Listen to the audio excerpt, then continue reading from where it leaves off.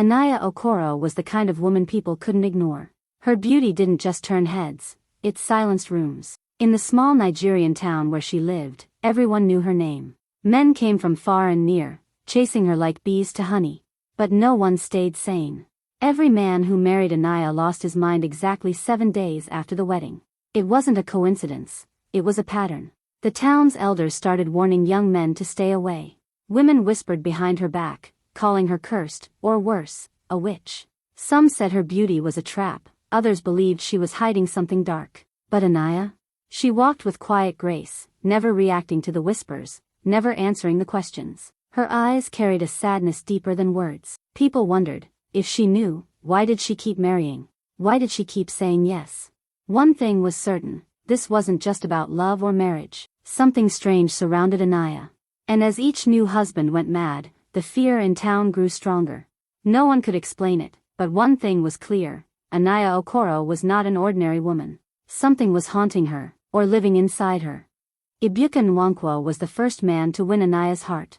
A gentle schoolteacher, known for his kindness and soft voice, he believed love could fix anything, even the rumors around Anaya. Their wedding was small but joyful, and for a moment, it seemed like the curse was just gossip. But the change came fast. Just 2 days after the wedding, Ibuka began waking up in cold sweats, saying someone was standing at the foot of their bed. By the 4th day, he locked all the doors, claiming shadows were following him. He stopped going to work. He stared into corners, whispered to empty rooms, and refused to eat. Anaya was terrified, but helpless. On the 7th day, villagers heard loud screaming from the town square. Ibuka was there, barefoot, eyes wide, tearing at his clothes, yelling things no one understood. He called out names no one knew, spoke in a voice that wasn't his. He was never the same again. Doctors tried, pastors prayed, nothing worked. He now sat under a tree all day, humming to himself. People stopped blaming fate. They started blaming Anaya. What had she done to him? Or worse, what was she hiding?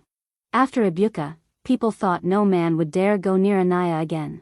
But then came Tund, a wealthy businessman from Lagos. He said he didn't believe in village superstitions. He saw Anaya as a blessing, not a curse. Their wedding was grand. But on the 5th day, he started hearing voices calling his name from empty rooms. By the 7th, he tore apart his house, claiming snakes were in the walls. He was found walking naked on the main road, laughing and crying at the same time. He never recovered. Then came Malik, a brave police officer with a big smile. He promised to protect Anaya and prove everyone wrong. For 6 days, everything seemed normal. On the 7th day, he broke into his own station, shouting that demons were inside his skin. He tried to burn himself alive. That was when the village lost hope. They started whispering louder. Some said Anaya was cursed by a man she once rejected. Others said she made a deal with dark spirits for beauty. Churches warned young men to stay away. Mothers pulled their sons closer. Anaya didn't speak, but everyone now agreed, this was no accident. Something dark followed her love. For the first time, Anaya spoke. Her voice was soft, but her pain was clear. She said she wasn't a witch, and she never wanted to hurt anyone. She loved Ibuka. She loved Tund. She cried for Malik. Every time she saw them break, it felt like something inside her was dying too. She said she didn't know why it was happening, only that it always did. Every time she thought maybe this one would be different, and every time, she was wrong. Anaya prayed daily. She fasted, visited prophets, begged God to take the curse away. She tried to stay away from love, but love kept finding her. She believed something was haunting her life, something she couldn't see or fight. "I'm not evil," she said once, eyes filled with tears. "I'm just tired." She had no answers, only questions. She never saw shadows, never heard voices, only watched as the men she loved slipped into madness, one after another. The village didn't believe her. But behind her sadness, behind the fear in her voice, some began to wonder, what if she was telling the truth? What if Anaya wasn't the danger, but the victim? Chima Durojiye was different. He came from the city, well-educated, full of confidence, and didn't believe in superstitions. When he heard about Anaya, he laughed. "There's no curse," he said. "Just fear and gossip." He saw a woman blamed for things she couldn't control. To him, she was a victim of village myths and small minds. When he finally met Anaya, he was gentle, respectful, and kind. She warned him. She told him everything, the madness, the 7 days, the pain. But Chima didn't flinch. I don't believe in ghosts, he said with a smile. At first, Anaya refused his proposal. She couldn't go through the pain again. She didn't want to watch another man lose his mind. But Chima kept showing up. He brought her books, prayed with her, made her laugh again. Slowly, he broke through her fear. After weeks of hesitation, she said yes. The village was shocked. Some called Chima brave, others called him foolish. But he didn't care. He believed love could fix anything. And so, they married. No one celebrated. Everyone waited. The countdown had started again. Day 1 passed. Then 2. Everyone held their breath. But Chima believed this time would be different. On the first night, Chima heard whispers, soft, distant, like someone calling his name. He checked every corner of the house, but no one was there.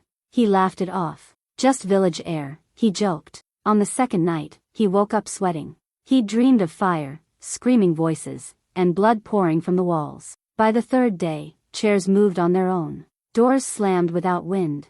Anaya noticed his hands shaking. Are you okay? She asked. I'm fine, he replied, forcing a smile. But his eyes told another story. On the 5th day, Chima stood in the middle of the compound, staring at nothing. He said he saw someone watching from the trees, but no one else saw a thing. Anaya prayed harder, lit candles, and called a pastor, but Chima refused help. This isn't real, he kept saying. It's just in my head. But inside, the fear was growing. He stopped sleeping. He stopped laughing. His voice got quieter, his eyes darker. Anaya stayed by his side, whispering prayers through the night. Everyone in the village watched silently. 6 days had passed. Only one remained. The curse was no longer just a story. It was breathing down their necks. On the 7th day, the house was silent. Anaya woke early and found Chima sitting alone, staring at her with cold, distant eyes. He didn't speak. Hours passed. Then suddenly, without warning, he lunged at her. He grabbed her arms and shouted, "It's inside you. It's not you. Something's living inside you." His voice was wild, filled with fear and rage. He wasn't just mad, he was terrified. Anaya screamed for help. Neighbors rushed in and pulled him away. Chima fought like a man possessed, shouting that something inside her was watching, speaking to him, crawling under his skin.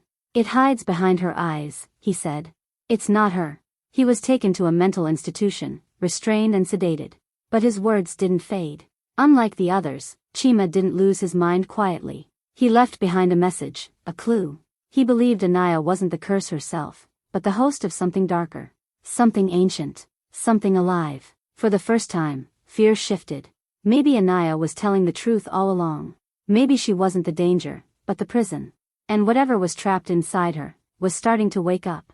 Word of Chima's attack spread fast. Out of fear and desperation, Anaya was taken to a prophet deep in the forest, known for revealing hidden truths. The old man looked at her, eyes wide, and said, "She is not alone." He spoke of an ancient spirit, a bride who was murdered on her wedding day long ago, her love stolen, her future destroyed.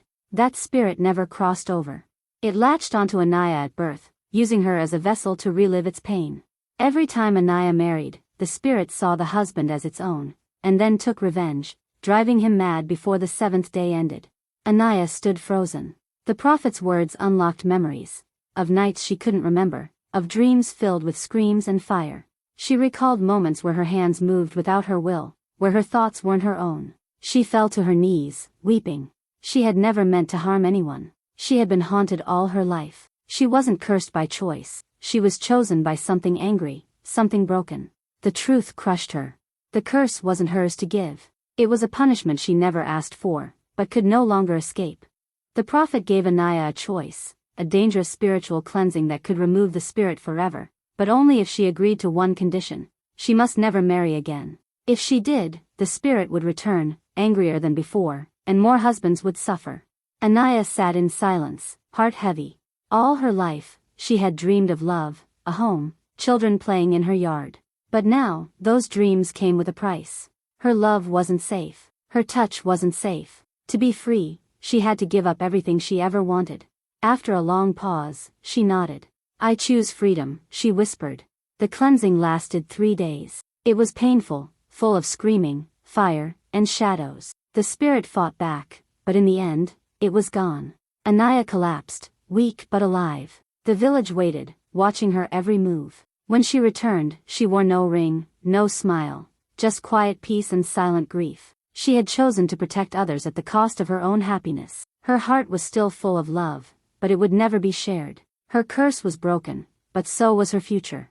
Anaya was free, but forever alone. Anaya now lives in a quiet house at the edge of town, where the trees whisper and the wind carries old stories. She doesn't speak much, but people still notice her. Men still stop and stare, caught by her beauty, but none dare come close. Everyone remembers. The curse may be gone, but fear lingers like smoke. Children sometimes wave at her as they pass, and she smiles, a soft, distant smile. She watches them run, laugh, play in the dirt, and her heart aches quietly. She once dreamed of her own children, a warm home filled with love and laughter. Now, that dream is buried deep. She no longer attends weddings, avoids love songs, and never wears red again. The villagers say she walks with peace, but also with a shadow that never leaves. She is not bitter, only tired. Some say she is free, others say she is broken. But no one really knows what she carries inside. Only Anaya knows the price of beauty mixed with pain. And as she walks alone, far from the noise, her story becomes a quiet legend. Some women carry beauty, and others carry history.